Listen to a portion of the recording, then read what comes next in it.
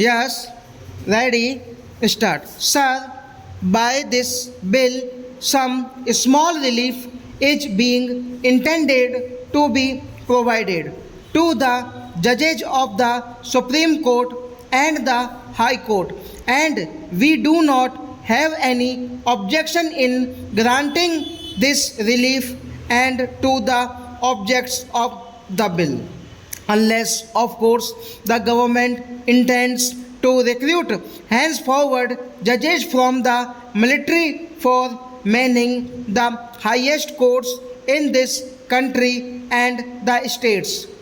But, sir, what we object to is the method of piecemeal legislation on important matters like the salaries of judges. Sir, in matters like this, believe that the government should not, as it has become its habit, really on ad hoc schemes when a problem comes up. If you tackle it piecemeal in an ad hoc manner, the overall problem still remains. Sir, what we want is that in matters like this, after due deliberation and consultation with the concerned people, comprehensive legislative measures should be brought having inbuilt provisions for adjustment taking into account the rise in the cost of living thanks to the economic policy. Sir, we know that this is the only service where the emoluments have gone down since the days of independence, and probably that had prompted my honorable friend to come out of his job as soon as he got an opportunity. Now, this is almost a vicious circle. We do not get good people unless we offer them good emoluments, and we also don't have good judiciary unless we get good people. This is the vicious circle we have. People in various spheres of life in our country may wonder as to why the judges should get rupees 13,500 or rupees 14,000, but we don't want starved judges. Sir, we ought to have at least in the higher judicial service. I advocate for all the whole judiciary up to the lowest subordinate courts, judges with proper emoluments and proper terms and conditions of service. But in the context of the set up that we have in this country, the role of the judiciary has to be acknowledged. We have no illusion that we can not remove poverty from this country, nor can we usher in a welfare society.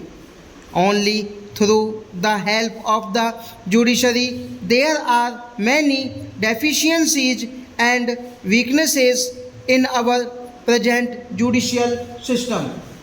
Sir, we feel that we must have a strong and independent judiciary because in the context of authoritarian and draconian laws in this country, having a field day judiciary apart from the pupil movement according to us provide a bastion against such attacks.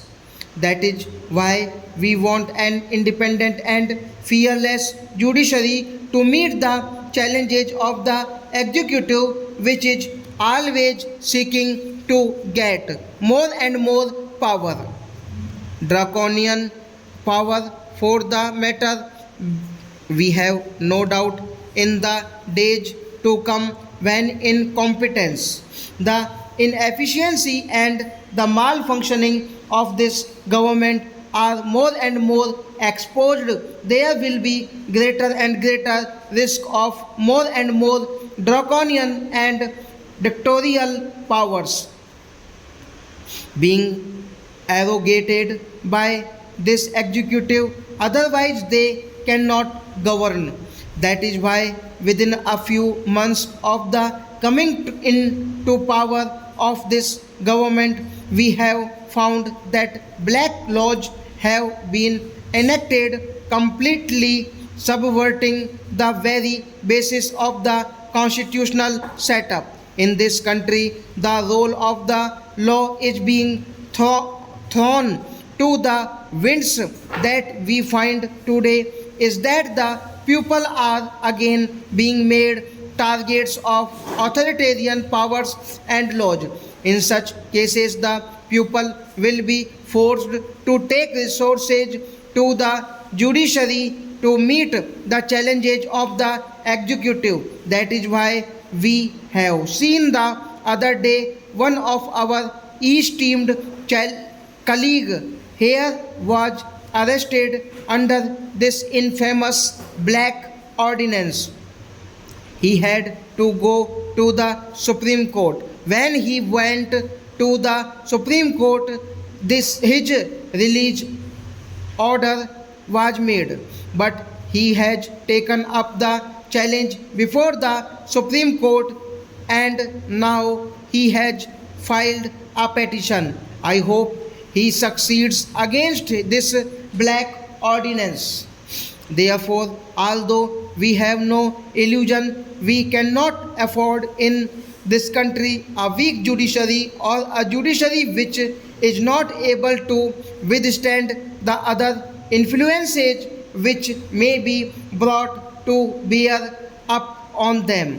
For the sake of the people, for the sake of preserving their minimal rights in this country, it cannot but be accepted that we want free, independent, and fearless judiciary. We have seen that it has been not in the too distant past how the voices of the people were muted by various types of laws and how attempts were made to make the judiciary subservient with exceptions of commitment. We heard about commitment, judges' commitment not to the rule of law but to one individual and one party. We have seen that whenever one party comes to power, there is not only erosion of the people's rights, but there are always serious dangers of losing the same also. Stop.